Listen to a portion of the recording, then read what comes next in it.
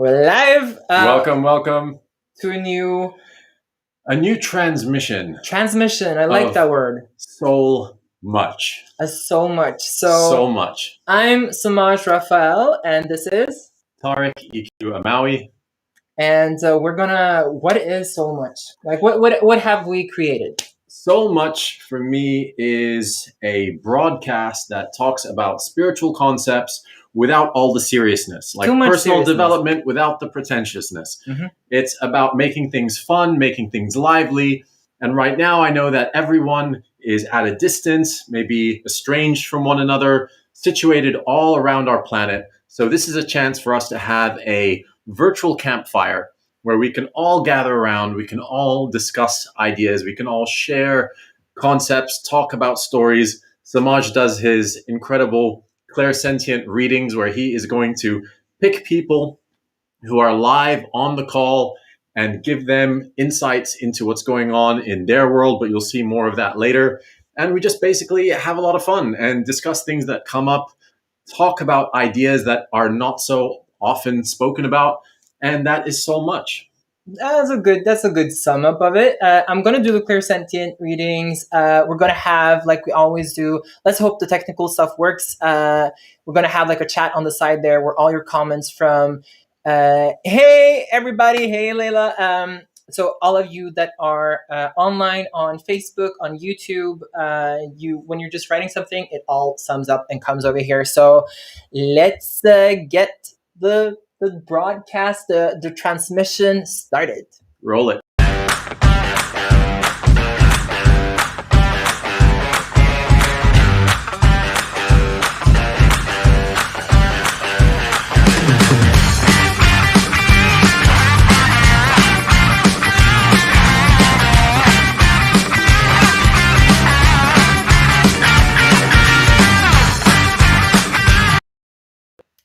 Okay, people. And we're here. We're live. We're rolling.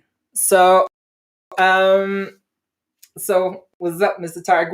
What do we want to talk about today? What's on the agenda? What's on the agenda? So the minutes for this meeting are talking about, instead of running away from things, we want to start running toward things. Right. Like I hear people say like, I have a fear of death. I'm like, fair enough.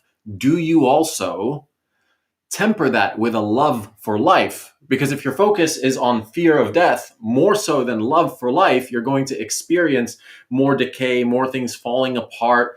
And that's just not the way you want to be moving. You don't want to be constantly running away from things. You want to be running toward things. Right. But not only that, also when it comes to facing your own feelings, because I can notice when shit gets a little bit hard, when life gets a little bit hard, I don't want to do it, but I automatically do it. I start to eat more sugar to numb my energetic and emotional field, right? And I also start going on my phone a lot. I start distracting myself instead of actually facing the things that I need to face. So if you guys can, if this is a subject that really hits a soft spot and just you guys resonates below, and it's a huge subject. It's a scary subject. It's really easy to be sitting here and talking about this in a way that it's like it's so important to do this, but dude, I run away a lot, and to just sit down and be present with myself, it's hard because I think society teaches us to run away. Right. So like, this is how I would put it to you. If you feel like you run away from things, or you avoid things, or you numb yourself to things, more often than not, it's not your fault. It's not your fault. You've been conditioned this way. You've been brought up this way. You've been indoctrinated with this type of thinking, this way of being. It's not your fault. But it's still your responsibility. Yes. Thank you. Yeah, that's exactly what I was going to say. So while it's not your fault, it is your responsibility. And I remember being a first grader in Texas, in the United States. You've been raised in Texas, darling. I was raised in Texas. That's nice. And I was one of those kids that was very talkative and active. Can you tell, right? Like speaking is a big I part. have no idea what you're talking about. Right. And I was constantly interrupting people and distracting, my neighbor and drawing and doodling and basically being a kid. Right. And that was not allowed. So what happened was I got put on Ritalin, and I was As told you that do with kids, because I was told that I was are creative. ADHD, attention deficit hyperactivity disorder. Shit. But actually, this is the thing, I'm going to touch on this very, very briefly. I was incredibly dedicated and focused to the things that I was passionate about. I mean, I was winning district art competitions. I was writing stories, and that would involve being able to sit in front of a page and writing or drawing for hours on end with no distractions whatsoever. So clearly I didn't have a problem with my attention. There was no deficit there. The deficit was the curriculum was boring as shit. And when things are really boring, people who are ADHD need a higher amount of stimuli. They need to be more activated, more inspired. And of course, the droll kind of activities that you get at school are a little bit boring for someone like that, someone like me. And so what do? They give you Ritalin, which numbs you. And now you don't have any peaks of emotion. You don't have any valleys of emotion either. So you don't feel sad. You don't feel happy. You just feel numb. And that is so sad. That is so sad. It's so sad. It's soul sad even. And if you've been numb for a while... Are you trying to program in that word? Totally. Okay. That's so much. And if you've been numb for a while, you stop knowing what it's like to be you. Right. And that's what happened with me. Thankfully, my parents had the foresight to go like, wait a minute, our bubbly, happy kid is no longer bubbly and happy anymore. We need to take him off these meds. But I know, because I've worked with people who've been on Ritalin for years, and they're numb. And the thing is, we're not taught to deal with and process our emotions and our feelings. There's no like how to deal with trauma or how to process feelings class, right? Right. So what you end up getting is people who are constantly running away from themselves, numbing themselves with alcohol, with substance abuse, with porn, with whatever. And not only that, when you have, by the way, people, when you have, if this resonates with you, if this is something that is alive for you, please, we want to know about what's happening with you. Let this be interactive. World. This is not just about you just listening to us. Like, we want your engagement. We want your involvement. We see it as it comes up. And if you say something that sparks a conversation, conversation will go that way. Yeah, exactly. Because the thing is, we're all kind of sitting in our own little isolation bubble, and we kind of want to do something about that. So that's why we're creating this space and this transmission, so we all can like have a talk together. So you are as important for us as anything else on this talk. So one of the things that people do regarding running away from themselves is that when we're not capable and we don't get the tools in how to deal with our emotions, what happens is that we try to protect ourselves, right? We try to protect ourselves by building this wall, this emotional wall around our heart in order not to feel any pain or any suffering. And what actually happens is that we make these external identity markers. So an identity marker is, for example, things that give you value as a person, be it your job, be it a relationship. So we start chasing things outside of ourselves in order to fill that gap or that emotional gap that we were feeling in the first place. So instead of going to the root, we start seeking out in order to fill that space or that emptiness, instead of breaking that wall and really going in and feeling those hard feelings. So we don't maybe have, and especially men, we don't have the tools. That's what I was going to get to is definitely myself, I'm going to speak for myself because I can't speak for everyone else. But if this relates... Hello, family. Yeah, hello, family. Hey. If this relates or applies to you, then please feel free to chime in. Growing up in the Middle East, feelings were feminine. And so having feelings was not something that was often spoken about because feelings were given a label of feminine. And if you make feelings bad or you make feelings wrong, essentially what you're doing is, that's what the military does, by the way. It removes feelings because you have to be very detached in order to go and kill a bunch of people that you don't know. Like, that takes a severe amount of detachment. And that's why there's PTSD. Why do you think there's post-traumatic stress? Because people are going against their very nature. Our nature is humankind, not human cruel.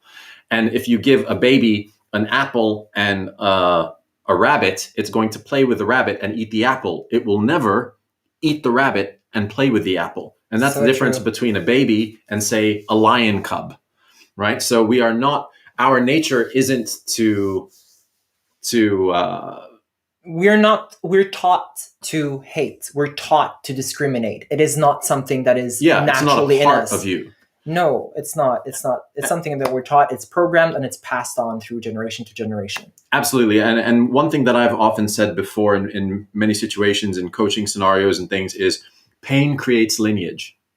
So in the same way that you might have family heirlooms that are passed from generation to generation, like jewelry, for example, that your great-grandmother gave your grandmother, gave your mother, gave you, pain is the same. And if there is a certain type of trauma, maybe it's suppression, maybe it's oppression, maybe it's beating, maybe it's violence, it will be passed down through the lineage.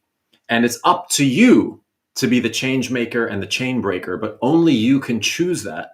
And actually, you have incarnated into this life in order to be that. Whether you fulfill that role or recognize it as your destiny, though, is a whole different matter. But if you don't recognize it, then the buck does not stop with you, and you will pass on that pain to your children, who will pass on the pain to their children, until somebody has the awareness, the cognizance, and the consciousness to say, hey, enough is enough. It stops with me. Yeah, and that's usually the black sheep of the family, the radical thinker in the family. There's a little comment here that is really, really important from Layla, and she says, "Since I was a child, I always had a feeling that I wanted to go home.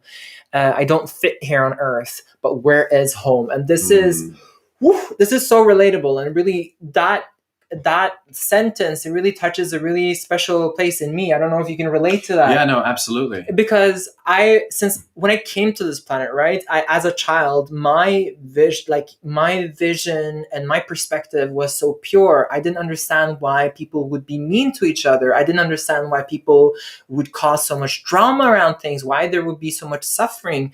And I remember, like, when it comes to this, like, one of the big things that I had to do in my life was forgive myself for being born here on Earth. Because I was like, why did I put myself, again, I knew that reincarnation was the thing, and why did I put myself again through this shit? Because being a spirit, from a high frequent spirit coming down to body and really experiencing, getting dipped in all these layers of lineage trauma, like family lineage trauma, of trauma that's happening in your upbringing and everything. It's hard. And this whole journey that we're all of us on right now, every single one of you, I'm going to point to you, every one of you, this is a homecoming, you guys. Yeah. The awakening process. Coming homework. Yeah, it's the ascension process. Is not becoming like all of us are just like we're trying to push towards becoming this like light being and be like, okay, I don't need to deal with this. No, it's actually about coming home to ourselves. It's about coming home to who we truly are, and not this model, this fake model that society has get us believing in that they have taught us in school and suppressed us to become. We're so much more limitless than that. So this whole journey, Layla, is actually a homecoming. Yeah, I want to answer a question that you asked, actually, which is like, why was I born on Earth? I think the reason you were born on Earth and not in heaven is to create heaven on Earth. So we recognize that Earth has a lot of density that we're now clearing and moving out of. And it's up to us to cut the ties to that pain lineage. It's up to us to not pass it on to the next generation. Because one of the easiest ways to deal with the pain is to pass it on and do the same to someone else. Like, for example, someone is abused as a child, they become the abuser in adulthood. It's a very common thing. You see it play out all the time in... It's Bobby. Hey, Bobby. Hey, Bobby. Hey, what's up? He's a master in numerology. Yeah, so incredible numerologist. Yeah. See him for a session to have your name rewired and redesigned. Bobby. Bobby F. Parihar. Big love, bro. So, I mean, okay, look, this is the kind of honesty that I just love seeing from. This one is so it's so important. Can we just grab this one really fast? Yeah, sure. It says it's from Yona or Lona or Yona. No, I'm sorry, I don't know if I'm pronouncing it right, but I think it's Iona. I know. What happened to the image? Battery exhausted. Ooh.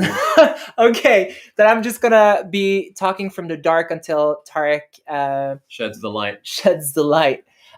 So you're saying my father grabbed me and threatened me to be locked in a mental hospital every time I showed feelings. We're coming back on track, you guys, so don't worry. Just listen to the soothing sound of my voice in the meantime. And Welcome this is to Late Night Soul Radio. maybe you can do this into an ASMR thing, so I can just like start making noises and talk like this to be really. But as you were saying that, especially with men, right, Yona, men have not. We haven't. A lot of us taught how to feel. Yeah, because if you look at marketing and how people are marketing their like marketing and selling things to us since we're children, it's action and action based things and cartoons and action figures and everything for the boys, while the girls are more focused on drama. So Tark is currently fixing the. Are you getting this? It will be up and running in a moment. Is it gonna be up and running? Maybe I should have a southern accent in the meanwhile. So men are just like we're less exposed, and it's less okay for us to be talking about emotions, because it's emotions and everything that has to do with emotional value is feminine. And when it's feminine, everything that's feminine is looked down upon, and it goes against your masculinity. So unfortunately, this is the world that we really need to all of us break out from. There's so many comments coming in that are beautiful. Maybe you can read a few in the meantime. Yeah, it's from our friend Bobby. I'm growing up through being abused as a child, and now I'm working through my parenthood right now with consciousness. And that's like that. Oh, There we are we on? Perfect. Good job. Thanks. Okay, let's. Or you can just sort that out. Yeah. I'll sort it out for you. So, we were just going through Bobby's post about. I'm growing through being abused as a child, and now I'm working through my parenthood right now with consciousness. And that is like I actually had because I'm making this 21-day Kuan Yin course that is actually about teaching people how to come in touch with their femininity, because this is a man's world, but it wouldn't be nothing without a woman's heart. And that is the truth. This world is nothing without heart. This world is nothing without femininity. Femininity is what connects us. It connects us to our heart, our emotions, and our intuition, our creativity. So what is this world? What is this physical world without femininity? I just want to applaud Bobby for just the vulnerability and being courageous enough to own that part of your story. Because I feel like when we own our story no longer owns us. And there have been several people here who just this kind of this level of vulnerability among so-called strangers. I don't believe any of us are strangers. I think that's the most ridiculous term. There is far more that unites us, that we share in common, than divides us and differentiates us. And there are just so many people just sharing stories of childhood abuse, of things that they've gone through at the hands of unruly parents, grandparents. And this is the kind of discussion that it needs to be okay to have, because if you can't speak about it, you can't heal it. If you keep it bottled up within inside you, that's when it festers. That's when it starts to create this implosiveness, like a black hole that sucks everything inwards. If you can't express it, you can't share it, you can't heal it, you can't deal with it. And so I feel it's important to be able to have these conversations with love, with respect, and with people holding space for you to just go through and grow through it.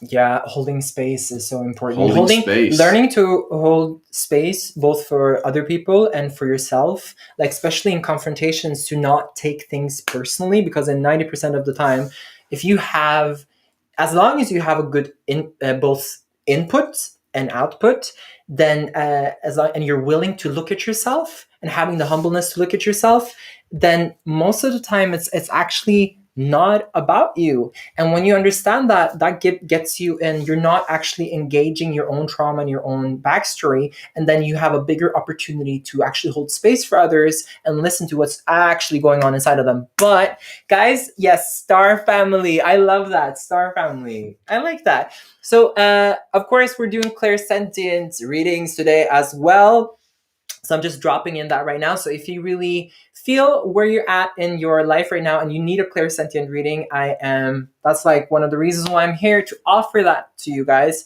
So I'll dip into your energy. You need to write your whole name, and then I will dip into that energy and see what messages that want to come through. But I'm just saying a disclaimer: by writing your name, you're actually giving the access to your energy, and that's what I'm going to do. I'm going to go into your field, and please write it not just because, oh, this sounds funny and I want to I want to have a reading, but actually write because you actually need. Like if you're at a juncture, if you're at a crossroads, if you have a lot going on for you that you're navigating, you're trying to see the wood from the trees, you're trying to see through the fog, make your way through the maze, that type of feeling, then you are a perfect candidate to receive a reading. Yeah, okay, so there is coming up some stuff. So I'm just gonna start going. When I usually, guys, when I'm closing my eyes and I'm going into reading mode, it's not Because he because finds everything so boring.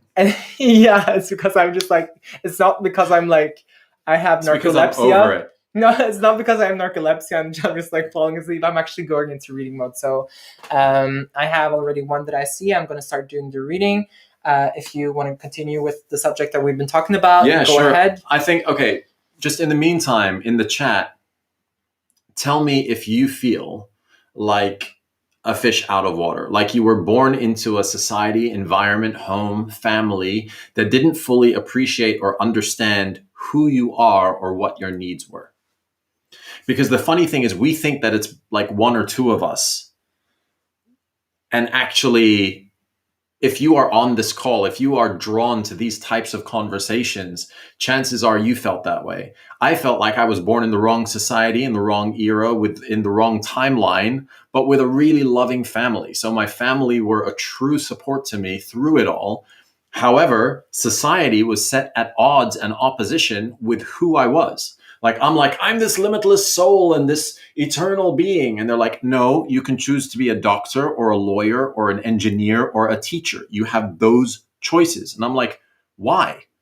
And they're like, you have to choose one. And I'm like, why? Why can't I be this and that? Why can't I be an artist and a painter and a writer and a musician and an athlete? Why can't I be it all? And I got in like real confrontations with teachers because they'd say like, what do you want to be when you grow up? And I'd say, I want to be me when I grow up, the same that I am now, but just like bigger and better and brighter and more successful. And they're like, that's not an acceptable answer. Okay, so sorry for jumping in there. I'm going to give a reading to Camilla Tamara Eriksen. And so once when I started going into your, I'm going to give more readings to people, so don't worry, guys.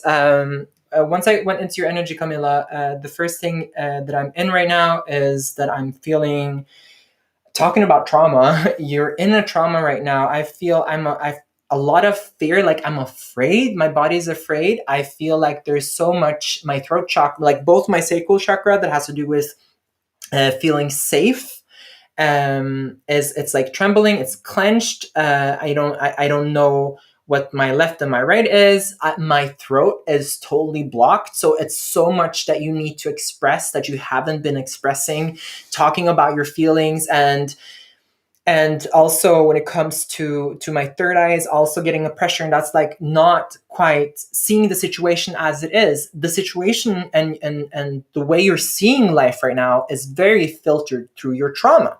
So in order for you to actually make decisions or movement or whatever, it is important for you to work on this, because it's like it's coloring everything so badly for you right now that it's really your reality and picture of reality is not a comfortable place to be in right now. And then I asked Spirit, what should she do? You know, should she sit by herself and do writing and hold space for those parts of you that are right now in fear? And this is like trauma that is in your upbringing. So like when your body goes into this trauma, you know, even though you think you're clear, but your body's in trauma and you have to deal with that first. What Spirit told me that is really important, because you had some I don't know if it's like some friend stuff or some friend relation that has been like really hurt you, or that you really lately that you've been hurt by. It's been really tough for you, and you need, in this trauma, you need to actually feel support by others. That's one of the things that's going to heal it for you. So you don't need to stand. First of all, recognize that you're in a trauma right now, and second of all, find somebody that you really trust and let that person hold you and be there for you, because this is not all the trauma that we have needs to be dealt by ourselves. Some trauma needs to be healed through others, to have a feeling of it's okay to be held. It's okay that not everybody's a douchebag, you know, that you have people that actually has your back. So I think I'm gonna end that reading there. If it resonates with you, if it's something that you understand what I'm talking about, please write below so so I know that we're on the same page, and I'm just not write on point or make sense or in alignment, anything like whatever that is going on for you. So I want to touch on this comment here. I'm just gonna close the channel. Go for it. So Ami, I still feel disconnected with everything. Hence, I labeled myself a loner. Do you know how many people feel the same? Like, you are definitely not alone. That's like 300%. So there are so many people who feel estranged, ostracized, segregated, separated from society, because the way that society is living at large, and I'm making a sweeping generalization here, is completely against their nature. We're poisoning ourselves. We're treating each other with suspicion, contention. We're treating each other with competition and dominance and greed and all of these old world paradigm values. Of course, you're going to feel like you don't identify with that society, because it's not who you truly are. I just have to drop in, because energy doesn't want to let me go. Camilla, it's good that it's on point. I just wanted to say that your feelings, like Spirit is like, I can't break off before this is said. Your feelings are valid. What you're feeling is valid. And you need to validate it and speak it out, because you have 100% right to feel what you're feeling. And then I can let go. But yeah, the whole toxic kind of relating between us and not being a brotherhood, not being a sisterhood. I see it in so many guys that have this like this like they stab a brother in the back by the minimal kind of, what can you call, like, for the smallest thing. And you have like these sisterhoods where everybody's trying to position themselves, and it's all about dominating or like having manipulating and clicks, deception, and everything. And I'm just it's so sad, and I'm so over that. So once I notice that is going on in a room, I just step back, because I'm like, you know, I'm not doing that play anymore. And if you guys want to do it, go ahead. I don't belong to that paradigm anymore. Yeah, and I think that's why you have to go to school for 15 years, and that's why you have to watch so many violent movies. I mean, think about it. When's the last time you watched a movie that didn't have a gun in it, or a TV series that didn't have a gun? And what is the purpose of a gun? To kill someone else, right? In defense or whatever, but it's there to harm someone else. So you're constantly being programmed with these messages. And then we wonder why, after years of being exposed to this, soaking in it, marinating in it, that we start to take on these characteristics. Yeah. And this is the awakening process. Is many of us have lived these lives. Like I've done it, right? I did what everyone said I should at one point. Like I went to school, I got good grades, I went to university, I got my degree. Got your degree. I did my master's, I got my master's. I did all of this stuff. And then I was like, okay, it's normal to drink. So I'm going to go out and I'm going to drink a lot of alcohol. And oh, it's normal to eat processed food. So I'm going to eat a lot of processed food. And it's normal to eat meat 2 times a day. So I'm going to do that as well. And all of it made me... Did you make you happy? Did you make you content and peaceful? It made me miserable. Yeah. And it wasn't until I started to say, no, I'm not going to drink. No, I feel like I need to clear my body from the inside and go more plant-based. No, I'm not going to eat processed food. I'm going to move more back towards nature. No, I'm not going to start competing with people. I want to collaborate with people. No, I'm not going to keep harming people within relationships because I haven't sorted through my own stuff. I'm going to actually learn to be a better partner. Like as you start to do all of that, that is the awakening process. It's messy. Like I think people who are so true. People who are outside of this pinching me in the butt. Yeah. People who are but it's so good. People who are outside of this personal development world think that awakening is this beautiful process. It's like waking up in a movie, right? Where the woman wakes up in bed and her hair is perfect. Everything. Her hair is feel perfect so and the makeup is done expertly and she just wakes up with her shining white teeth and the best breath. And waking up is not like that. Waking up is gunk in your eye, drool coming down the side of your face. Yeah, like sleep in your eye. I just like the gunk in your eye. Okay. And your hair's a mess and you're looking disheveled and you probably have bad breath and all of it. And just like take that example and then think about spiritual awakening in the same way. Don't expect this easy, smooth sailing ride. It's probably going to be messy because you have to destroy everything you thought you were in order to realize everything you truly are. There is... I think you meant forest, and yes, Evie, go into the forest. It is so magical now. Yeah, get your asses out in nature. That is one of the best medicines I know. One of the things what you're talking about right now is so on point, Tariq. It's so on point because I meet so many spiritual people, and I have to please, if anybody resonates with me, please give a shout out. And some of them are the most dramatic and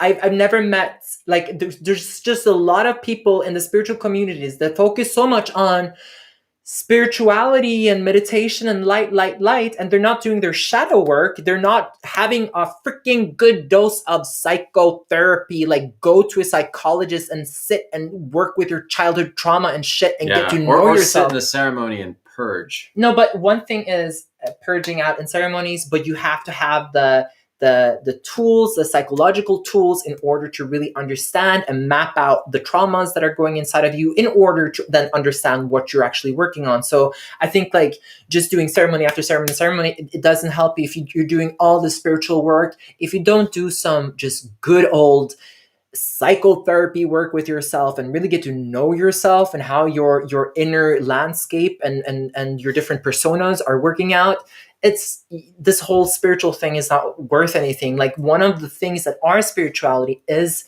to understand how to relate to each other. That is the true spirituality. That is where we grow, is in relations, you guys. Also think about it, when's the last time, right? This is what phones have done for people. By the way, why do they call it, why call it a phone? I've had this thing lately, right? Why is it called a phone? Making calls with that black device that we keep around is probably one of the last things you use it for, right? It is not a phone. It's a pocket-sized surveillance technological data mining device that you can engage on a form of disconnected connectivity.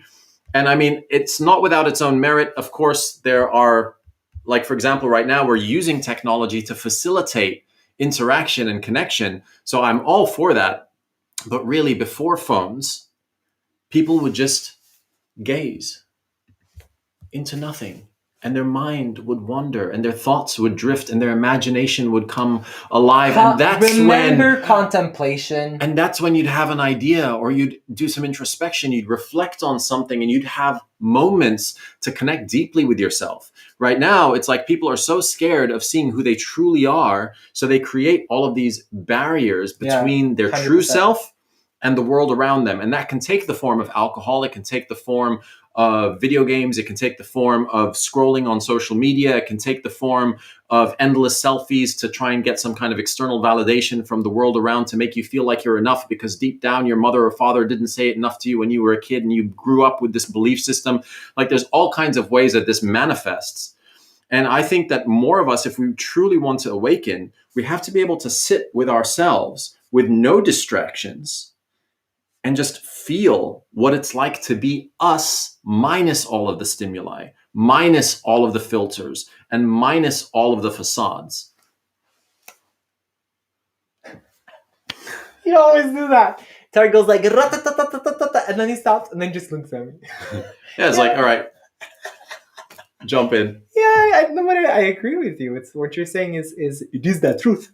It is the truth. 100% it is the truth. Another reading? Okay, let's do another reading. All right, who wants a reading? We should have like a reading intro, like do you want a reading right now?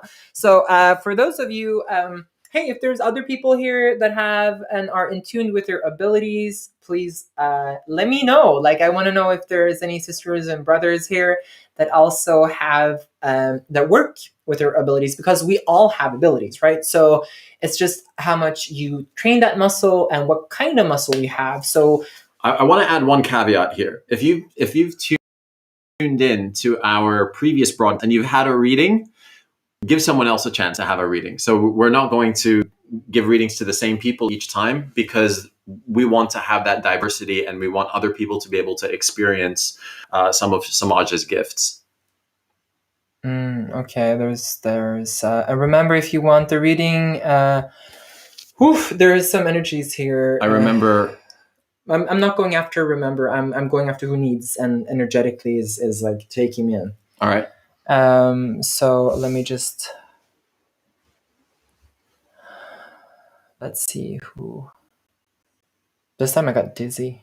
Also, if you're enjoying this type of conversation, because I get that it's not the most common format and the types of things that are being discussed, and that's kind of why we're doing what we're doing, because we want to be able to have these conversations. It doesn't need to be all mandalas and mantras and chanting. It can take the form of a conversation, and we can have a grounded discussion on what is considered out there, but it's not really out there, it's in here. And I want to be able to have these conversations. And since I'm not finding them anywhere, I'm like, fuck it, we'll just facilitate it ourselves. So if you're enjoying this, if you're feeling better tuning into this, and this is making you reflect, making you look at your life differently, making you even feel a little bit better than you did when you started this call, just drop loving it below. Let us know. We love seeing the feedback. We love knowing that you are getting value from this, that you are enjoying this conversation. That for us makes it worthwhile. And that's why we do what we do. So I'm tuning in on somebody right now, but it's just a little bit hard to get the frequency of this one. So you do your thing, do your talkie, and I tune in. Okay, so while he's tuning in, what I want to encourage everybody on this call to do is, you can't imagine like a road, and on one side is your destiny, right? Or your purpose, or your ambitions. You can't, like physically, can't reach that destination if you are faced away from your path. And how many people today, or how many of you, maybe you who I'm talking to right now, are living in direct contravention with your path? So you know that your path is, for example, art and creativity, but you're stuck in a job that's all logistics and numbers and spreadsheets. So if you want to start having more magic in your life, if you want to experience more of those universal breadcrumbs that start to usher you in the right direction, you need to begin to act from your passions. You need to move in the direction of what lights you up on a daily basis. And the road will be lit bit by bit, and you'll be able to see your way from the darkness. Okay, so I'm not quite ready, but I'm gonna give it a go. It's this reading goes out to Lisa Valstadt, and Lisa, if you're there, please just say yes, so I know that you're in on it as well. I'm gonna start the reading. So Lisa, what I'm getting up is usually because half our body, the left side, is usually considered and represents the feminine. It's also the receiving end. The other side is the masculine and is the giving end. So your masculine is overly active, but there's a lot of frustration that is going in. So your response to situations and things is a little bit like short tempered, and it's just like, why hasn't thing happened the way that I want it to happen? It's a little bit, your masculine side is like overly active and very much dominating in your functional in the world. So like my whole the half of my body is very very active. It has tendencies to like irritation and kind of this very like a little bit like strict kind of way of relating to the world, and this is usually when it's like this part is a little bit overly active and not integrated well with together with the feminine. So when you will start working much more on your feminine and water energies, it will soothe it much more down, because when you're in the state that you're in, and sometimes it is good to get work done. It's good to, because it's the action. It's actually doing stuff. Yang. It's the yang part. But if it's too much of the yang, and it gets a little bit too unbalanced, you have a tendency to get like a little bit like snappy. You can get a bit annoyed, and things get a little bit because it doesn't have the heart of the feminine with you. So it's really the good, like, I'm just, this is not now from spirit, this is for me. Like, what I would really recommend is to not respond immediately when things are happening around you. Not have the thing of action, action, action, doing, going into yin mode. Really start feeling. Before you respond, really take your time to feel what's happening inside of yourself, how to cool your system down. If things that you wanted to happen in your life and it should have happened and haven't happened yet, doing more is not going to make it happen.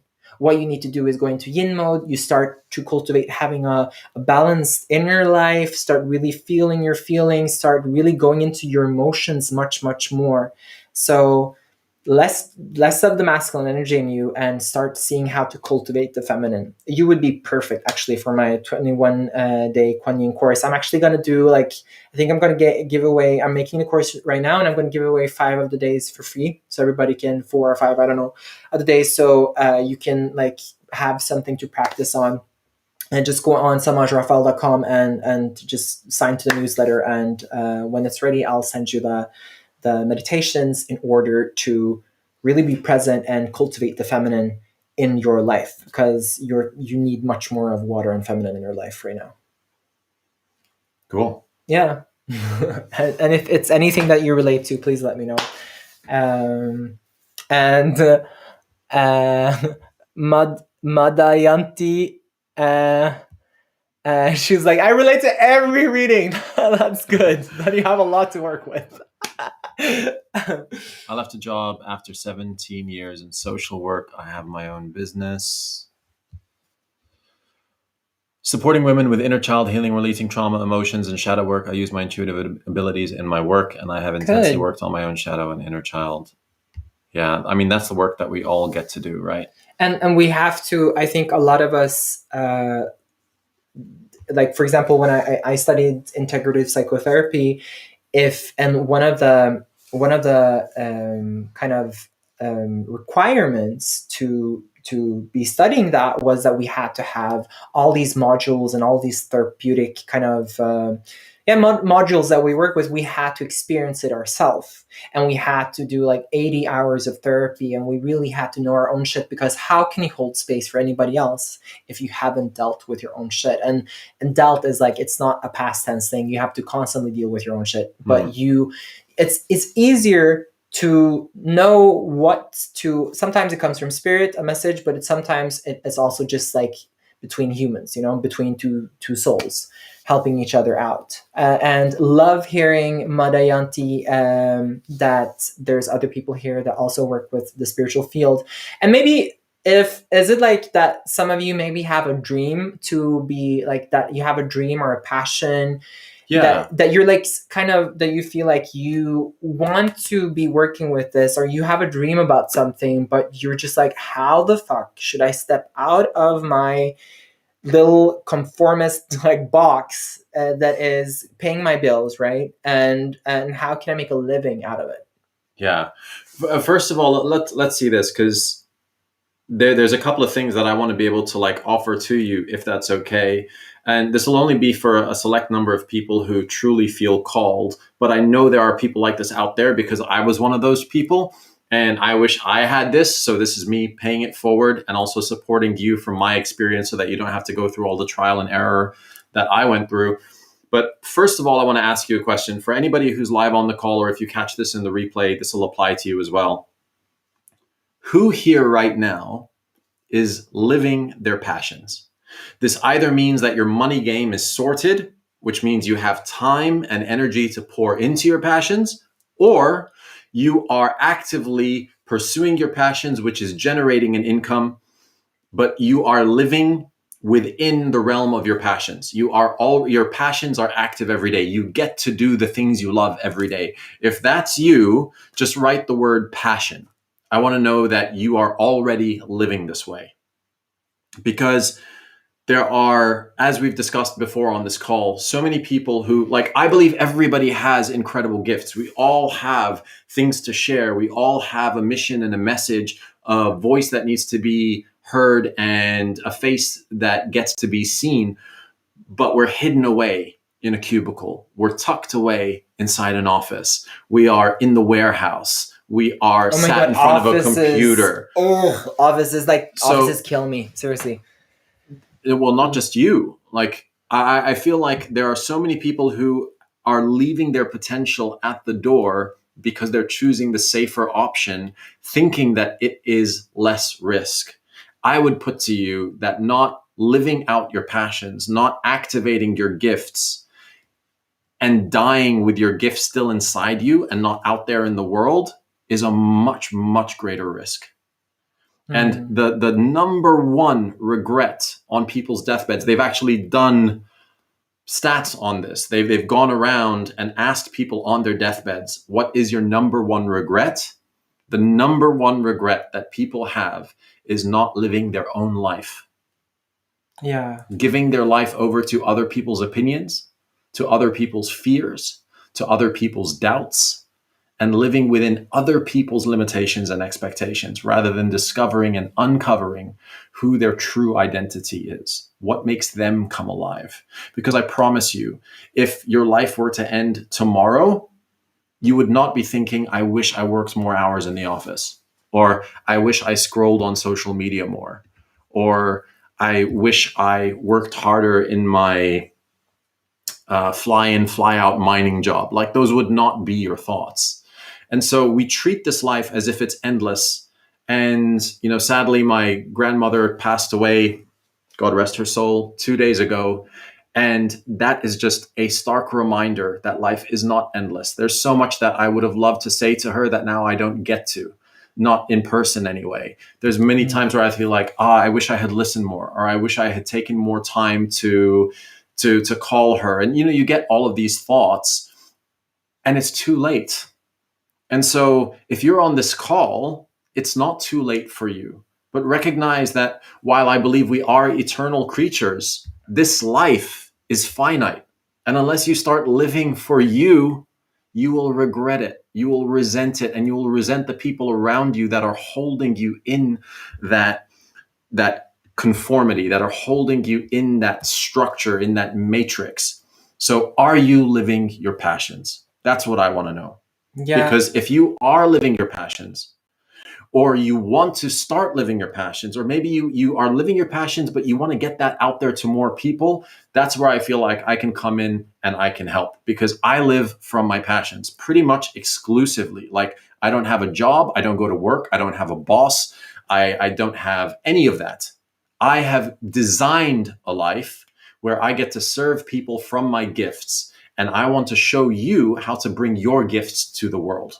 That's really, really, really cool. So you will be setting up courses? Well, it's a very specific thing. Let me just see what some of these, if there's any passion, right. So what I've created is passions into paid programs. So I have a number of different containers that I run. One is called Communicate and Captivate, where I show people how to speak confidently on video and become compelling public speakers, learn how to engage your audience, learn how to speak in a way that people want to listen with heart, with soul, but also with a lot of technical mastery and competence. And there's a methodology to that. And when I get to the end of my speaking course, what ends up happening is I give people this challenge to pretend that they have a course and then speak about it. Pitch this imaginary course. And what ends up happening after that is people go like, wow, now that I've conceptually designed this course and I have a little bit of the framework, why don't I actually go and make it? But people don't know where to start. They don't know how to make their course. They don't know how to get their course out there. They don't know how to price it, how to package it, how to name it, how to do the marketing copy, how to do the landing page, what equipment they need, what formats to take it in. Is there a platform? How to set up the payment gateway, how to begin to bring people into it, how to promote it, like all of these things. Because if you've never done that, your passions are a very personal thing. But to take your passions and turn them into a professional thing, there's a methodology to that. And it's taken me years of trial and error to figure it out. And now I can say that I'm living from my passions. And I want to show you how to live from your passions. So whether you create enough from your passions to match the level of income that you're getting from your job, or it's a little bit less and it just helps you out each month and becomes this nice buffer and cushion, or it ends up surpassing your wildest imagination, makes you way more than your job ever could. You love it so much that now you get to be you. But it's also about like if you want to go for the path and follow your passion into this world and really bring the gifts that you have into this world. It's also they say this in the ikigai.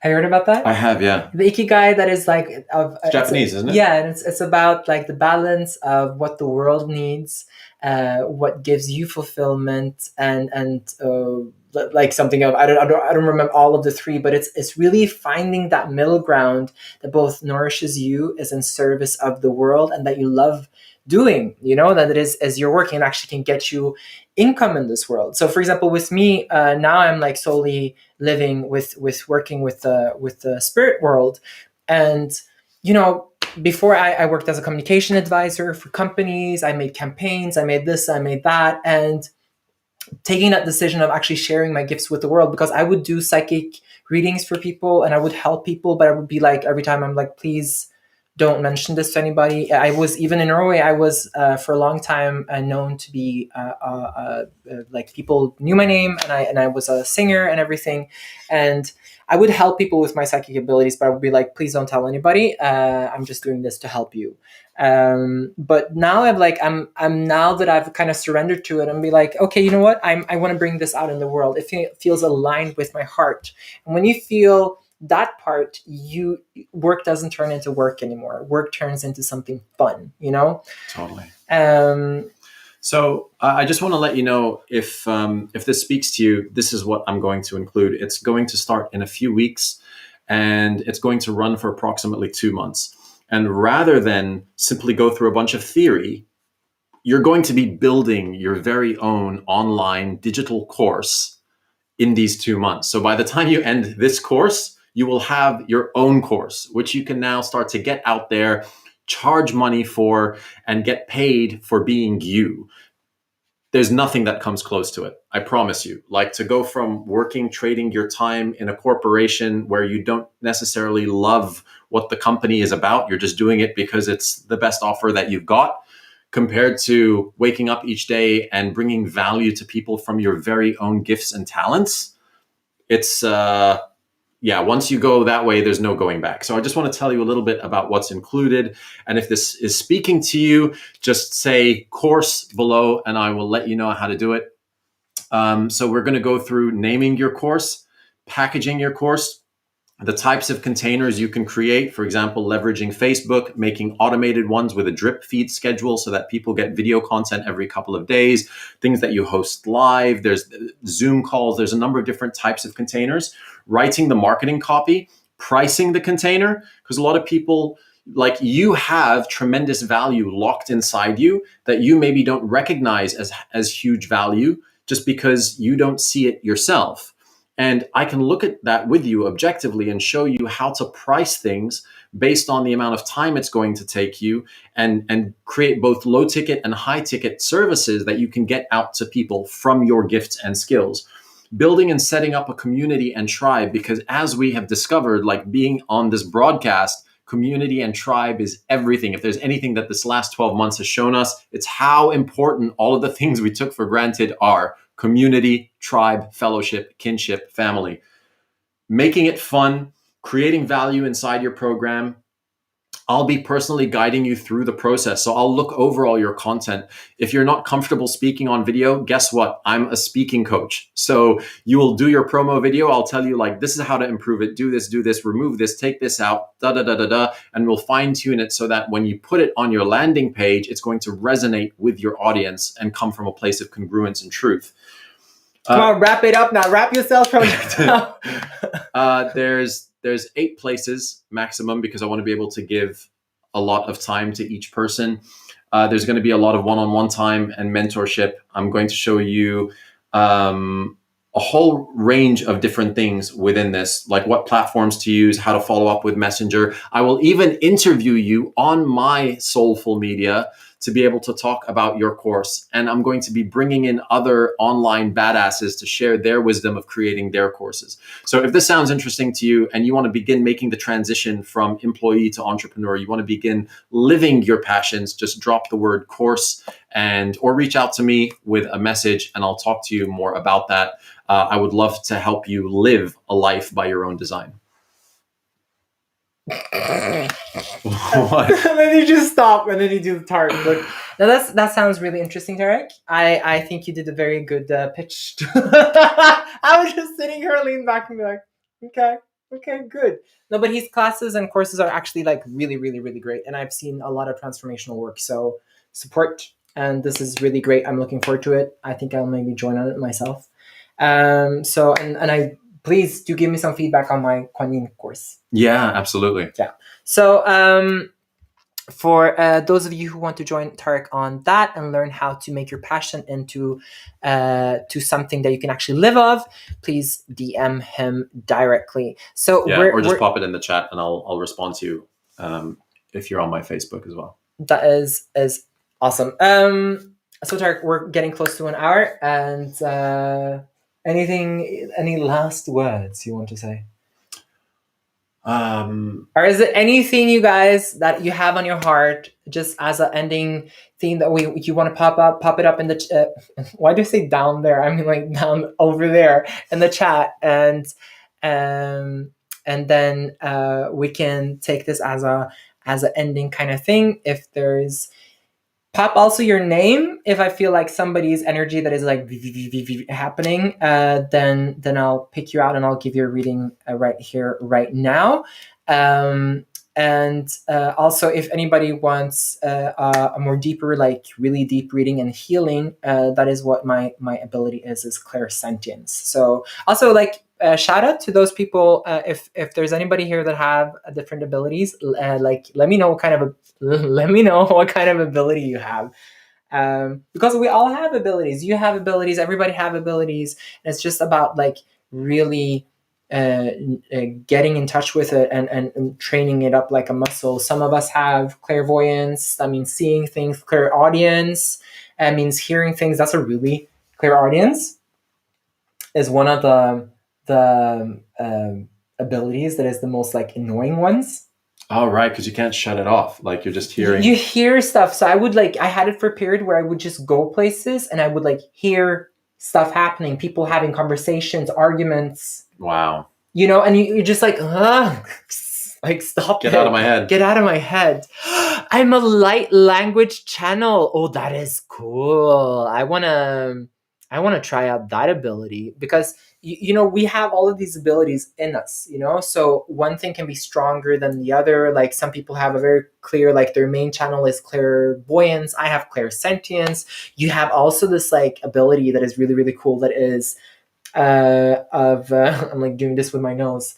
A Claire, what do you call that? Oh, well, I mean, that's your olfactory sense, but I'm not sure what Claire that is. It's a clear one, anyways. And you can actually smell things, and I would be like, okay, smell thing, that sounds like all the things, but it's really weird. Sometimes when I have that, I can look at photos and I suddenly smell them, and I smell their perfume. I smell like their scent, and when you smell somebody's scent, it's like triggers memories that aren't mine.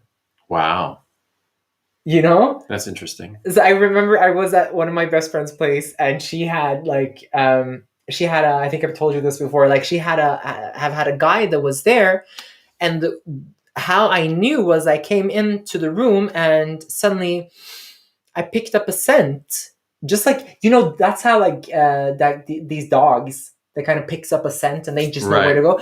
Kind of the same thing. So I picked up a scent, and suddenly I saw an image of this guy walking through the hallway that I was standing, and he had green boxers on, and then he goes into the bed with my best friend, and she's like on his chest, and she does like this meow thing, this cat thing.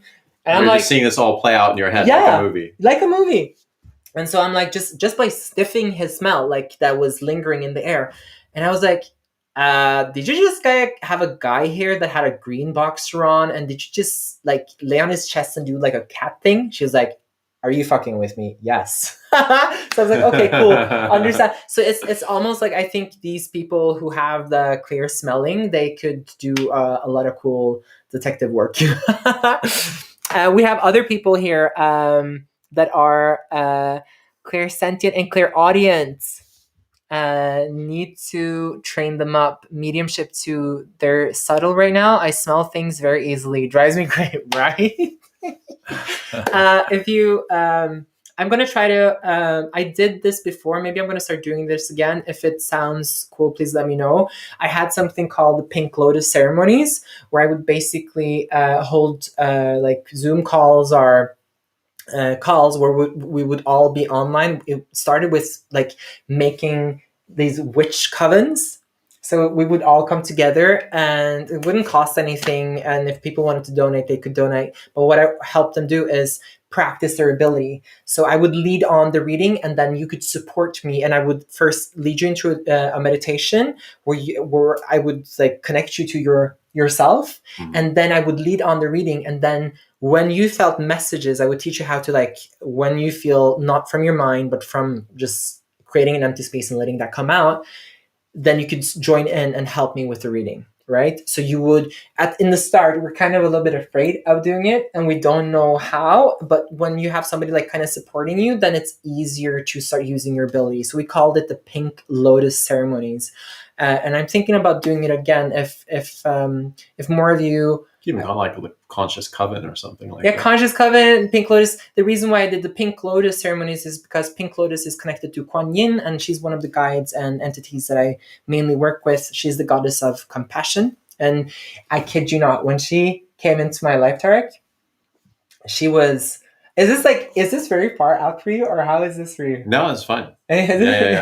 I've had a lot of far out experiences. Yeah. So when she came to me, actually, there was Chanel, your fiance. There was like because Kuan Yin had like popped up in my like, she was like popping up in pictures, and I even went, before I even knew who that was, I thought he was a man, so I had like this picture hanging on my wall of Kuan Yin. I was like, oh, this is such a nice picture, I'm gonna have it. And I thought it was a dude, but it was actually a woman. And Chanel said like, hey, Kuan Yin says hi. And I was like, Kuan Yin, who's that? And then she started like popping up in my, like, suddenly I was driving, and suddenly she would pop up in, like, from frost, because it was cold in Norway, in the window, like showing her face. I was like, okay, like, obviously you want to say something. And she started to guide me into the feminine and learn me feminine magic. So how to, not be, because we learn, since we're children, we learn how to, everything comes from the masculine, right? It's a man's world. Everything is physical. Everything is masculine. And the gateway to the femininity is through feelings, it's through intuition, it's through sensuality. And I love my femininity, I love my goddess. I have a very strong goddess in me, and I love her and I praise her and I am so proud of her, and I'm never gonna let anybody put her down again, because I had so much shame in my upbringing of being of my femininity. We have to make a show about that. Yeah, well, actually, I mean, for me, like growing up, like I was not the typical kind of like boy. Like I didn't care about football. I didn't care about trucks. I was much more interested in writing poetry and playing guitar and painting and sculpting. That was very different than the Middle Eastern kids who are You're around so talented. me. He's so talented in playing guitar. It's crazy. Thank you. But I was at odds with my society. And so I was like, oh, is there something wrong with me? Am I too feminine? Right. So that was a lot of the ideas and identity that I grew up with. But I can sit here and safely say that my creative force is feminine, because creativity is feminine. I mean, it is the women 100%. who bring children into this world after all. So to be creative is to be in your feminine. And the more flowing you can be, like we say in flow state, we never say like in yang state, we say flow state, because it's flow that allows things to move and shift and change, and that's what creates, that's potentiality, that's the rivers of possibility. So and so I learned to kind of own that part of me very, very early on. I think it's not about being masculine or feminine. It's about having the two integrated in a balance that works for you. Some people will err more toward the side of their masculine. Other people will err more toward the side of their feminine. As long as the two are dancing in harmony, then you still have a tango. Oof, that is spot on. And that is like so with men often, because and women, because we're put, and by the way, with a pink lotus ceremony, or if you guys want to join, and that I'll make a coven again and start leading and teaching you how to use your and train up your mediumship and have a arena of how to do witchcraft, then let me know. Send me a DM either on Facebook or on Insta. By the way, on my Insta also, if I'll every day I go through like different things, so I both give like energy forecasts. I also here's one we made earlier. So I do also like give like advice and tips on how to raise your frequency and what to do as an empath and sensitive, like stuff, like everything that I come across that is helping me in my journey to elevate my frequency. I share with you what crystals works with what, how to use the crystals, everything. So if you guys are interested in doing a pink lotus, maybe I should start doing them again. It was that was really cool, because before I guided people into like in an actual physical space, but then we went over to Zoom and that worked really well. The frequency got sky high. When think about it, everybody's connected, everybody's using their abilities, and it's just like it's super, super cool. I actually feel there's a person here who needs a reading. Okay. Can I venture it? Okay, but I have to like see if it's right for me. This person. Okay. Okay, let me see if I can give her a reading. Aliyah Galai. Aliyah, are you still there? Are you still there, Aliyah? Huh? If you are still there, I will try to tune in on your energy right now and see what comes up. But then you have to just state that you're here and that you're open for me to go into your energetic field. And I'm going to say it with a much more bass in my voice. In your energetic field. In your energetic field. Hey, do you, yes. Okay, you go on a rant. I'm going to tune in on Aliyah Galal. Okay.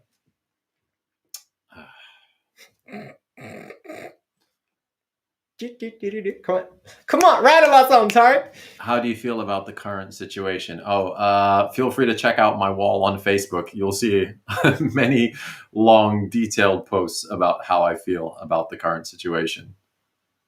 I think in many ways it's a necessary evil, in the sense that you have to have a stark contrast to what you want in order to recognize that things need to change. And so in order to awaken people, the way and with the degree to which people need to awaken, you can't have wind chimes. You need that brood alarm clock that goes that you can't ignore. And I feel like that's what we have at the moment. Otherwise, people would sleep through it. And I feel like the dark is just fulfilling their part of the contract. Like that's what they've signed up to do. They're like, I'm here to be dark, right? The dark is here to be dark. And rather than attaching all this emotion and judging them and whatever, it's like they're just fulfilling their part. In the same way that in a movie, I attended this acting course with Mahesh Jadoo, who plays Vilgefortz in The Witcher. And he shared so many archetypes around the villain. And he said, we see the villain as evil. He said, but it's actually the villain that makes the hero the hero. Without the villain, the hero has nothing to become the hero with. Like the villain becomes like a mentor that forces whoever's going to be the hero or the heroine to step into a larger version of themselves in order to, in the end, triumph. And without the presence of the villain, you don't have the hero. In the same way, without the shadow, you don't have the light. So I feel like what's happening right now is a call to adventure, to use the Joseph Campbell term, for everybody to step into a little bit more of their heroic nature, a little bit more of their sovereignty, a little bit more of their standing, and being able to voice when things are not okay and not simply blindly comply with tyranny in the form or disguised or masquerading as safety. That's what I think about the situation. Okay, this reading was a little bit weird, Leah. First of all, if you, I hope you know it, but you're very much a channel yourself. So you have an extreme, like when I went into your energy, it was like I was a portal, and I was just like building things around me. I felt I was just like building and moving things and like building things, and I was like looking up, and I was just like I was like energies and are working like really through you. So it's almost like but it's like a split that's happening, because at the same time, like your human side is actually, this is a lot of thing that is like issue with people that are channels, is that their human side is like, it's not like, you have to do a lot of work to be able to hold that energy that wants to work through you, right? So the energy is working through you and you're doing the work, but then your human side is suffering, because it's like, I'm noticing the solar plexus is coming in, and that has to do like with, so it's like pain is pushing you back, and trauma, pain is pushing you back, and it's not like you're trying to do the work, but at the same time, this pain and this worry about the future, this I don't want to hear it, like this, it's this, like this thing is like grabbing you back and like pulling you kind of back, and it's you can't be yeah, you can't be this is a little bit harder reading, because it's like just like such a complex thing coming through. Okay, what spirit, what should she do?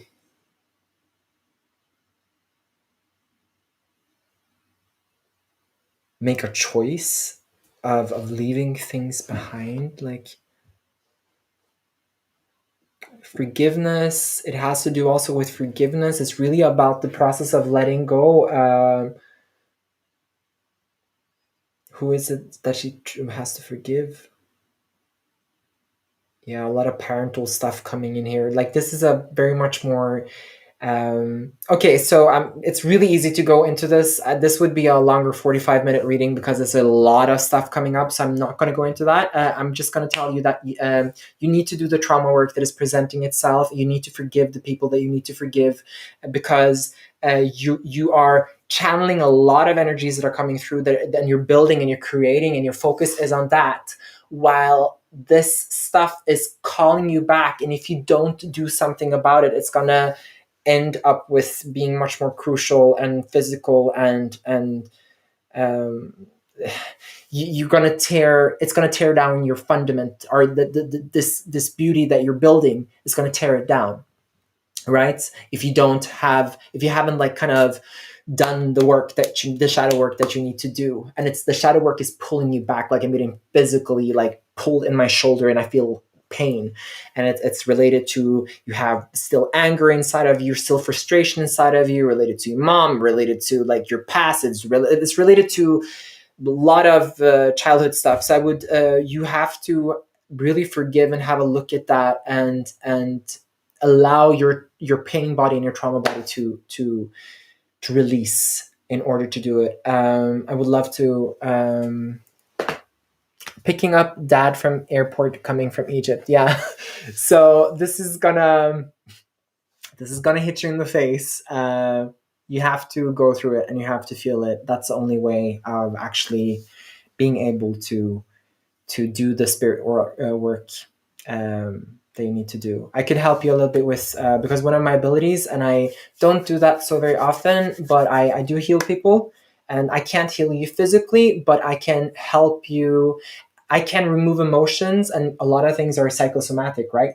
So our emotions causes the physical pain or causes the stress and everything. So I can breathe out emotions for you, because when I'm in your body and I'm feeling your system, I actually can breathe out the emotions for you. But what I've learned is that if I do it for you, I'm just going to be like a crotch in your life, and not a crotch in your life, but a crotch. It's the second time you've got the two mixed up. It's okay. I'm sure you know what he means. Yeah, and you have to do the work, but I can say, and I can talk for the different parts of you, and I can help you breathe it out, and that will make it much more easier. So reach out to me. For everybody else, if you remember Tariq's course, reach out to Tariq. If you want to do the coven, please reach out to me on either on Facebook or Instagram, and I'll start making this coven. Maybe we can do it like every second week or something, and I can teach you a little bit about it. Okay. Start living from your passions. Start living in an alignment with your passion. Start being you. Everyone else is already taken. You're here to be you. You're not here to be a copy of someone else. You're not here. Like, the only places where you have uniforms are jobs, schools, and armies, right? But it's meant to remove individuality. It's meant to make you a homogeneous cog in an engine, where you look and act and think and behave like everyone else. And if you truly want to be happy, doing that won't get you there. The only way to be happy is to be you. And in order to be you, I feel like everybody has gifts, but they haven't necessarily unwrapped them. Or if they've unwrapped them, maybe they've unwrapped them for themselves personally, but they haven't given them. And something that I like to say is the gifts you get to keep are the ones you give away. So if you don't give away your gifts, you don't get to keep them. It's part of the process. You have to share them. They're there for sharing. Gifts are there to be given. Guys, love you. Always good connecting with Soul Tribe. And absolutely. Big kiss to you all. Thank you for joining us and for talking and yeah, for being here, for being and lending your energy and taking time out of your day or evening to be here with us. It means a lot. Thank you so much. And thank you so much. And feel free to share some love. Like, what did you get from this? Are you going to do anything differently after this call? Are you feeling different than when we began this conversation? What are you going to put into action? Because, like, everyone has great ideas, but I promise you, you can tell somebody a great idea without any fear, because turning that idea into an effective execution, that's a whole other thing. Like, there are many mediocre ideas that have fantastic execution, and there are many fantastic ideas that have mediocre execution. Ultimately, it's about doing something with the skills you have, doing something with the gifts you've been given. So drop below, what are you going to do differently? What have you got from this? What have you enjoyed the most? If there was one particular aspect of this broadcast that you enjoyed, let us know. Give us that feedback. Transmission. And also, if you have some subjects that you would like us to talk or bring up, please do also drop that. It's going to be like, the comment field is always going to be available, so we will have a look at it and see what we can offer. Have a beautiful evening, everybody. Love, kisses, and light.